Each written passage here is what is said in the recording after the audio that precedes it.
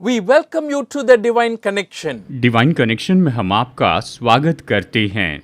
We try to help all our viewers to get connected with God by speaking from His Word, which is the Bible. हम कोशिश करते हैं कि हमारे सारे दर्शक परमेश्वर के संबंध में आएं और हम इस किताब में से यानी बाइबल में से ये सब कुछ आपको बताते हैं।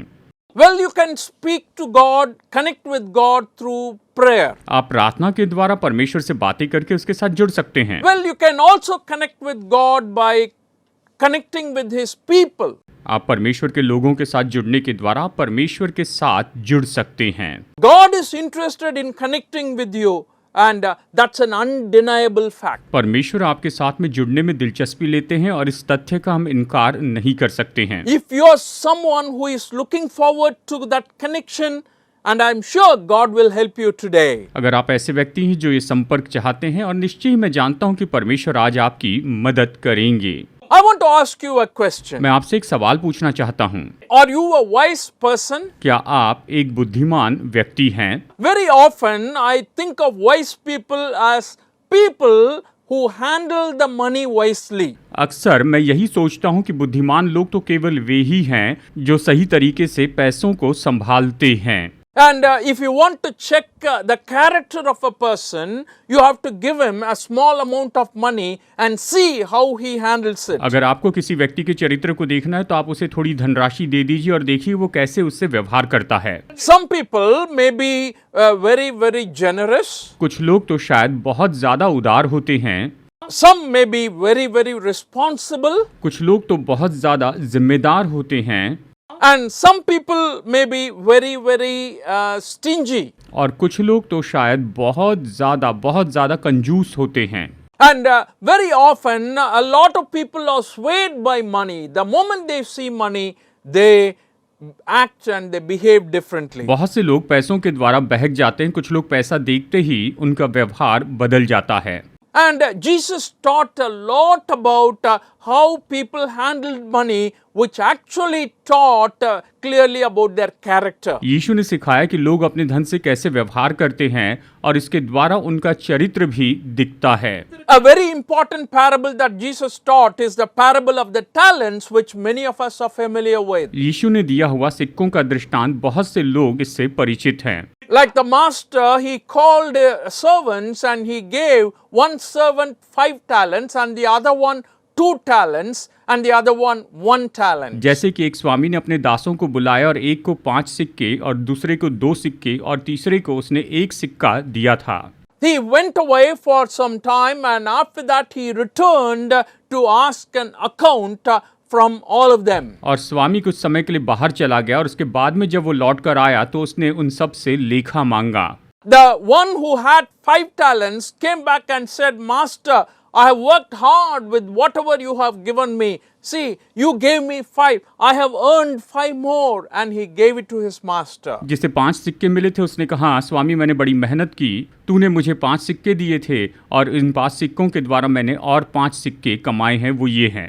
In a similar manner, the person who had 2 talents, he also came back and said, Master, you have entrusted me with 2 talents and I have worked hard and I have gained 2 more. And he gave it to the master. इसी तरह से जिसे 2 सिक्के मिले थे उसने कहा, स्वामी मैंने बड़ी मेहनत की, तूने मुझे 2 सिक्के दिए थे, मैंने इस पर और 2 सिक्के कमाए। The 2 people proved that they were very hardworking and productive. इन दोनों व्यक्तियों ने साबित कर दिया कि वो बड़ी मेहनत करने वाले और उत्पादनशील लोग हैं। But the one person who took 1 talent, he hid the talent and he did not do anything. लेकिन जिस व्यक्ति को 1 सिक्का मिला था उसने उसे छिपा दिया और उसने उस सिक्के के साथ कुछ भी नहीं किया। And the lesson teaching comes from that passage to us that he was a lazy person. और इस वचन के भाग से हमें यही शिक्षा मिलती है कि वो तो आलसी व्यक्ति था। And he did not really care for whatever the master has given. और उसके स्वामी ने जो उसे दिया था उसने उसकी परवाह नहीं की थी। And like that, today, God may have blessed us with different amounts of wealth, different amounts of talents, and we have to be very carefully handling whatever God has given to us. इसी तरह से परमेश्वर ने हमें बहुत सी योग्यताएं, महारत दी है, धन दिया है और हमें उनसे कैसे व्यवहार करना इसके बारे में सचेत रहना है। If you have been watching our program, we were talking about money and the connection we have with God. अगर आप नियमित हमारा प्रोग्राम देखते हैं तो हम बात कर रहे हैं पैसों के बारे में और परमेश्वर के साथ के हमारे संबंध के बारे में। In the Gospel of Luke, Jesus tells a very important and interesting parable. लूका के सुसमाचार में यीशु यहाँ पर एक बहुत ही महत्वपूर्ण और एक बहुत ही दिलचस्प ऐसा दृष्टांत बताते हैं। From 13 to 21, if you read, it's a long passage, therefore I'm not going to read it, but I'm going to explain it to you, paraphrasing it. वचन 13 से वचन 21 तक ये बड़ा वचन भाग है। मैं इसे पूरा नहीं पढ़ूंगा, लेकिन इसको सारांश में आपको समझाऊंगा। There was a man from the crowd. He asked Jesus, Lord, you ask or you tell my brother to share the inheritance with me. लूका 12:13। फिर भीड़ में से एक ने उससे कहा, हे गुरु, मेरे भाई से कहे कि पिता की संपत्ति मेरे साथ बांट ले। But Jesus replies, I'm not an arbitrator between you and your brother. यीशु ने उससे कहा, हे मनुष्य, किसने मुझे तुम्हारा न्यायी या बांटने वाला नियुक्त किया है?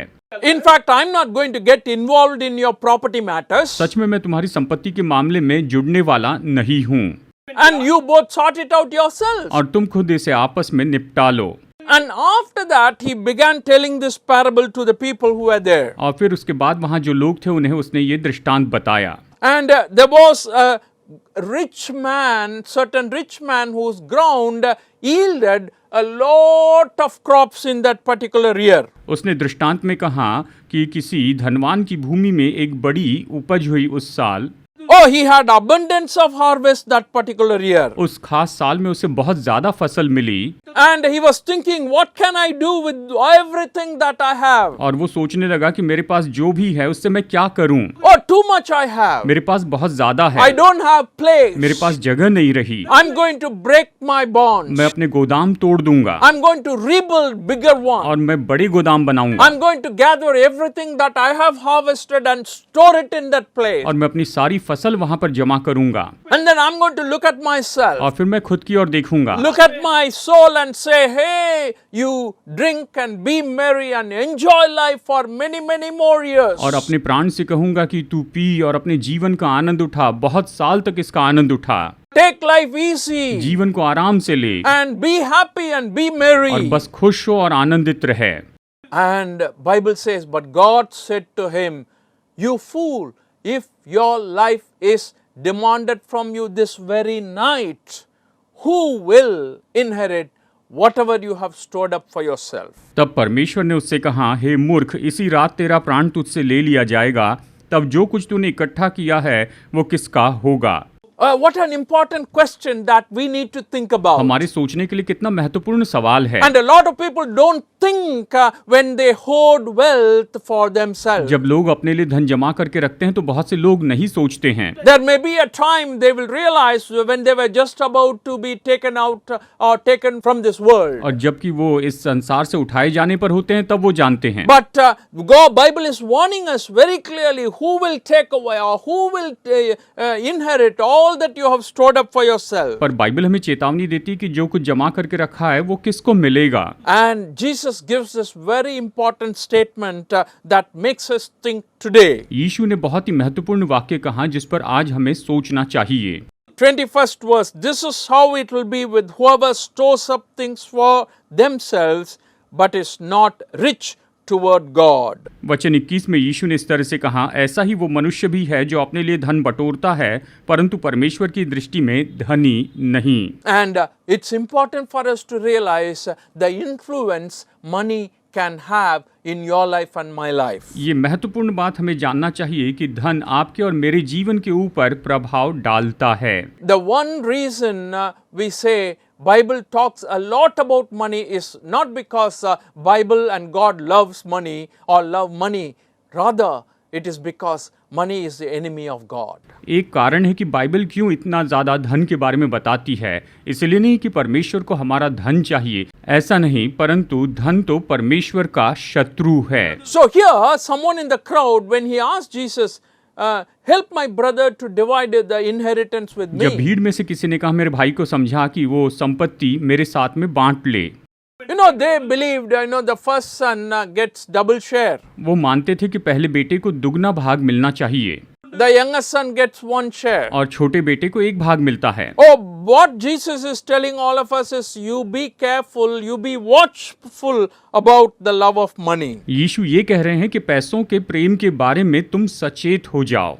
And what we realize here from this parable is, first of all, that excessive wealth makes us depend on their own self. हम इस दृष्टांत से इस बात को समझते हैं कि बहुत ज़्यादा धन हमें केवल धन पर ही आधारित रख देता है। When you read from verses 16 to 19, जब आप वचन 16 से वचन 19 तक पढ़ते हैं, he talks about this rich man whose ground yielded abundance of वो harvest. इस धनी व्यक्ति के बारे में बताते हैं जिसकी भूमि में बहुत बड़ी उपज हुई। And he says, no place to store up my crop. वो कहता है मेरी फसल रखने के लिए कोई जगह बाकी नहीं What रही, shall I will do? तो अब मैं क्या करूं? I will tear down my barn. मैं पुराने गोदाम तोड़ दूंगा, I will store my surplus grain. मैं अपनी भरपूर फसल को जमा करूंगा, I will say to myself, मैं अपने आप से कहूंगा you have plenty of grain. कि तुम्हारे पास बहुत सा अनाज है, Take life easy. जीवन को हल्के रूप में लो। Oh, how many I and the first person singular. देखिए यहाँ पर कितनी बार मैं आया है। Oh, God is looking at this very, very important aspect or very, very important attitude that people can develop when they have more money. प्रभु यहाँ पर इस रवैये के बारे में कह रहे हैं जो लोगों के पास ज्यादा पैसे होने के बाद आ जाता है। And definitely, we have seen this practically in the world that when money comes to people, their attitude is completely changed. व्यवहारिक रूप में हमने इस संसार में देखा कि जब लोगों के पास पैसा आता है तो उनका रवैया बदल जाता है, Their speech, their words change. उनके बोलने का तरीका और शब्द बदल जाते हैं। Why? क्यों? Because they begin to depend on themselves rather than on God. क्योंकि वो परमेश्वर के बजाय अब खुद के ऊपर आधारित रहने लगते हैं। Definitely, when you have, wealth and riches, it can help you live better in this world, but it's possible that luxury of this world can also take your soul away from the eternal life Jesus is promising to us. संसार में आपका जीवन धन से बेहतर हो सकता है, लेकिन परमेश्वर आपको जो अनंत जीवन देना चाहते हैं, ये धन आपको उससे दूर कर सकता है। And Bible says, when you have money, love your neighbor as yourself. Bible कहती जब आपके पास में धन होता है तो आप अपने पड़ोसी से अपने समान प्रेम रखें And do not be selfish. और स्वार्थी न बने।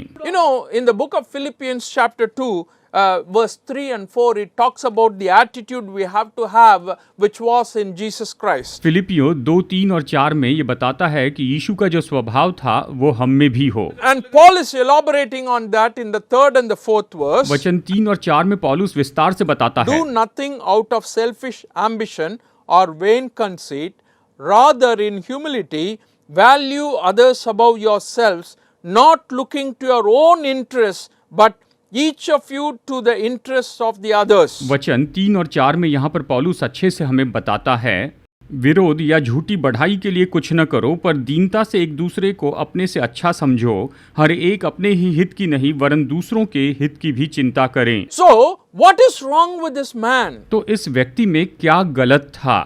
The rich man who had an abundance of crops in that particular year. इस धनी व्यक्ति ने उस साल बहुत ज्यादा फसल पाई थी। A lot of eyes and mind. उसने यहाँ पर मैं मेरा ऐसे बहुत से शब्द कहे। And that's where we have to be careful. Never thought about anyone else. दूसरों के बारे में नहीं सोचना, इस बारे में हमें सचेत रहना है। And today if God has blessed us with wealth, and I want you to understand that we, instead of depending on our own self, we have to depend on God. अगर परमेश्वर हमें धन के द्वारा आशीष दे तो हमें खुद पर आधारित नहीं रहना है, हमें परमेश्वर पर आधारित रहना है। And John the Baptist beautifully says in John 3:30, when he is talking about his relationship with Jesus Christ, he says, he should increase and I should decrease. यीशु के साथ के संबंध के बारे में यूहन्ना बपतिस्मादाता बहुत ही अच्छी तरह से यूहन्ना 3:30 में कहता है कि वो बढ़े और मैं घटूं। What an important statement that is. ये कितना महत्वपूर्ण वाक्य है। And when we have all the blessings from God, we should think of those blessings to be useful for the glory of God and for His kingdom. जब हम परमेश्वर से आशीष पाते हैं तो हमें सोचना चाहिए कि इनका उपयोग हम परमेश्वर की महिमा के लिए और उसके राज्य के लिए करें। And we're going to take a brief break for music now. अब हम संगीत के लिए यहाँ पर एक छोटा ब्रेक लेंगे। As the song is being played, I want you to think about the blessings that God has given you. जैसे आप ये गीत देखते हैं, मैं चाहता हूँ आप सोचिए कि परमेश्वर ने आपको कौन सी आशीषें दी हैं। Are you continuing to trust in Him? क्या आप निरंतर उस पर भरोसा रखते आ रहे हैं? Are you continuing to rely on Him? क्या आप निरंतर उस पर आधारित हैं? And that's what He desires. और वो यही तो चाहते हैं। Acknowledge Him. उसे पहचान ले। This verse teaches another very important aspect of wealth that we possess in this world. और ये तो हमें संसार में हमारे पास जो धन है उसके बारे में एक बहुत ही अच्छा नजरिया देता है। First of all, we said that excessive wealth makes us depend on ourselves more than God. सबसे पहले हमने कहा कि ज्यादा धन होने के कारण हम परमेश्वर के बजाय अपने ऊपर आधारित होते हैं। At the same time, we see here that we ultimately leave our entire wealth for others when we leave this world. और इसी के साथ में हम ये भी देखते हैं कि जब हम इस संसार से चले जाते हैं तो हमारा सारा का सारा धन हम किसी और के लिए छोड़कर चले जाते हैं। Or you may say, I know it. शायद आप ये कहेंगे मुझे ये पता है। Or many people may say, I know about this fact. बहुत से लोग कहेंगे मुझे ये सच्चाई पता है। Oh, it's true, I understand. हाँ, ये सच है, मैं समझता हूँ। But do we really live like that? लेकिन क्या हम ऐसे जीते हैं? That's a question I want to ask मैं आपसे you. ये सवाल पूछना चाहता हूँ। Our life is so uncertain, and the riches that we own cannot buy us another day in our life. And when we are like that, and we have to be truly honoring God. हमारा जीवन अनिश्चित है और जो धन हमारे पास है उससे हम अपने जीवन का एक और दिन नहीं खरीद सकते हैं, तो हमें उसके द्वारा परमेश्वर का आदर करना चाहिए। The verse in Luke chapter 12 verse 20. लूका अध्याय 12 वचन 20 कहता है, But God said to him, You fool, this very night your life will be demanded from you, then who will get what you have prepared for yourself? परंतु परमेश्वर ने उससे कहा, हे मूर्ख, इसी रात तेरा प्राण तुझसे ले लिया जाएगा,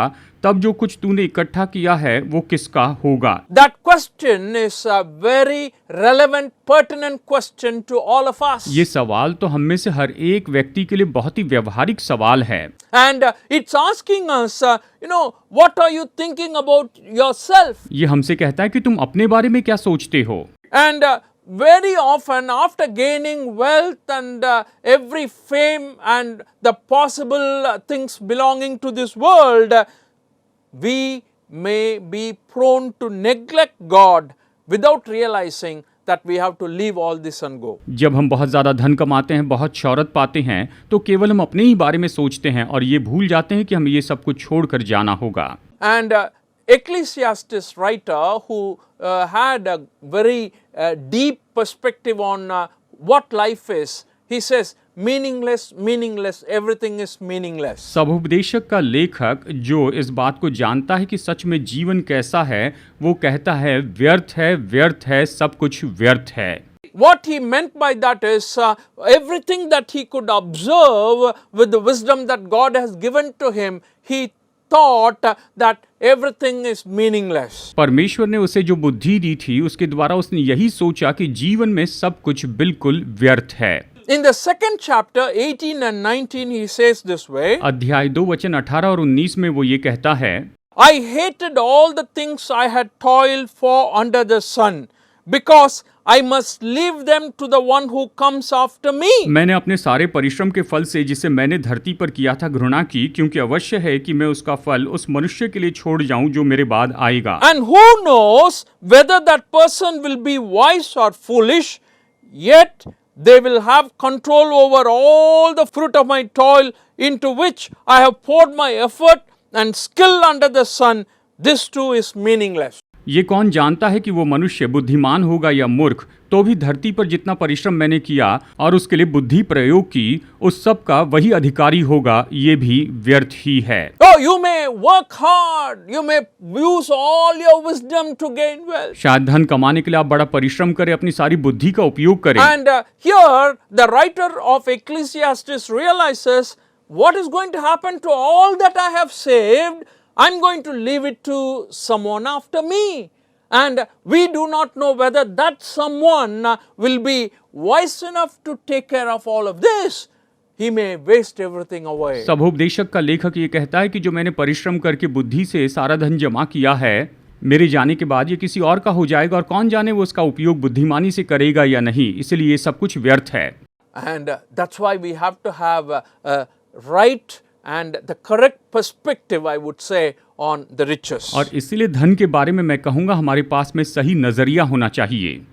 And the book of Psalmist in 49th chapter verses 16 to 17, Psalm 49, 16 to 17 says this. भजन संहिता अध्याय 49 वचन 16 और 17 इस तरह से कहता है, Do not be overawed when others grow rich, when the splendor of their houses increases, for they will take nothing with them when they die. Their splendor will not descend with them.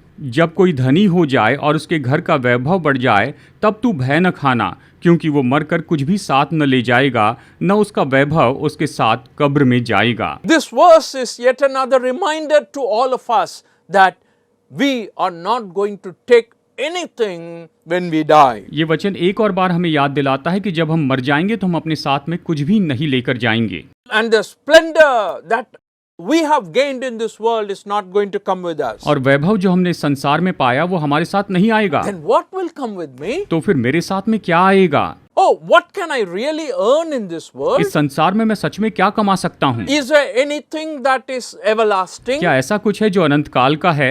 Oh, if you ask me, then I will definitely say yes. अगर आप मुझसे ये पूछे तो मैं निश्चय आपसे कहूंगा कि हाँ.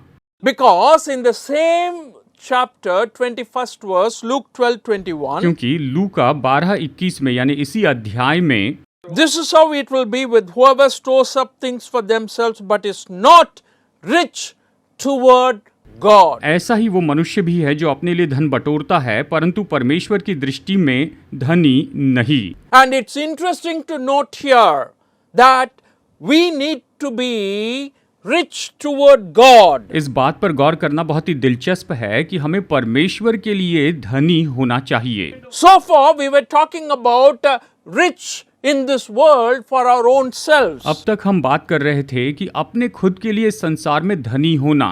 Here a different perspective is given by Jesus Christ where you and I have the possibility or the potential to become rich toward God. यहाँ पर यीशु मसीह हमें एक और नजरिया देते हैं जहाँ पर आप और मैं परमेश्वर के लिए धनी हो सकते हैं. In other words, what he's saying is, with all the riches God has given you, you make friends so that you will have some people in heaven actually. वो ये कहते हैं कि जो धन परमेश्वर ने आपको दिया है उससे आप अपने मित्र बनाएं ताकि आपके पास स्वर्ग में कुछ हो. In the same Gospel of Luke chapter 16, Jesus tells in another parable. लूका अध्याय 16 में यीशु एक और दृष्टांत बताते हैं. And the parable of the shrewd manager. ये तो एक चतुर भंडारी का दृष्टांत है. And the manager owed his master a large sum of money. इस भंडारी को अपने स्वामी को बहुत ज्यादा धन चुकाना था. So whoever his master said, I'm going to send you away, therefore you're going to lose your job. स्वामी ने कहा मैं तुम्हें निकाल दूंगा, तुम्हारी नौकरी चली जाएगी. So he said, all the ones who owed money to his master, he said, cut it down to 50%, cut it down to 20%, cut it down to 30%. जितने भी लोगों को उसके स्वामी का कर्ज चुकाना था उसने कहा तुम केवल 50% देना और किसी से कहा तुम केवल 20% देना. Oh, somebody went and told the master, your servant is doing like किसी ने this. स्वामी से कहा तुम्हारा भंडारी इस तरह से कर रहा है. The dishonest manager, when he did like this, but the master said, oh, how shrewd he was. Why did he do that? Because when he sent out of this job, he will have people to support him. He will have people to accept him in their homes when he loses his job. और जब स्वामी को ये बात पता चली तो उसने कहा वो भंडारी बहुत ही चालाक है क्योंकि जब उसे इस नौकरी से निकाल दिया जाएगा तब उसके पास ऐसे बहुत से लोग होंगे जो अपने घर में उसका स्वागत करेंगे. And Bible is saying, why not you use worldly wealth to gain friends so that you will have friends in heaven. और बाइबल कहती है कि तुम सांसारिक धन का उपयोग करो और मित्र बनाओ ताकि स्वर्ग में तुम्हारे साथ में वो मित्र हो। And my dear friends, God has given us so much. मेरे दोस्तों, परमेश्वर ने हमें बहुत कुछ दिया है। He has given us abundantly everything that He has showered upon us today. उसने हम पर बहुत सी ऐसी आशीषों की वर्षा की है। What are we using it for? हम इसका किस लिए उपयोग कर रहे हैं, Something that we have to think about. इसके बारे में हमें सोचना चाहिए। And are we wise people क्या हम बुद्धिमान लोग हैं in handling the resources God has given to us? परमेश्वर ने हमें दिए हुए स्रोतों के मामले में? How I would like to be known, मैं कैसे जाना जाऊंगा, as a wise man or a fool like the one who we were reading in Luke chapter 12. बुद्धिमान व्यक्ति के रूप में या लूका के इस मूर्ख व्यक्ति के जैसे? And we should not be like that. हमें ऐसे नहीं होना चाहिए। God tells that man, you fool, if your life is demanded from you today, who will inherit whatever you have stored up for परमेश्वर ने yourself? कहा, हे मूर्ख, अगर आज तेरा प्राण तुझसे ले लिया जाएगा तो ये सब किसका होगा? You think about that. आप इसके बारे में सोचिए। God is interested in your life. परमेश्वर आपके जीवन में दिलचस्पी लेते हैं। It's precious. ये बहुमूल्य है। He gave His life for you. उसने आपके लिए अपनी जान दे दी। You are very special in His eyes. आप उसकी दृष्टि में बहुत विशेष हैं। Continue to trust Him and honor Him. निरंतर उस पर भरोसा रख के उसका आदर करें। God bless you and your family today. परमेश्वर आज आपको और आपके परिवार को बहुतायत से आशीष दे।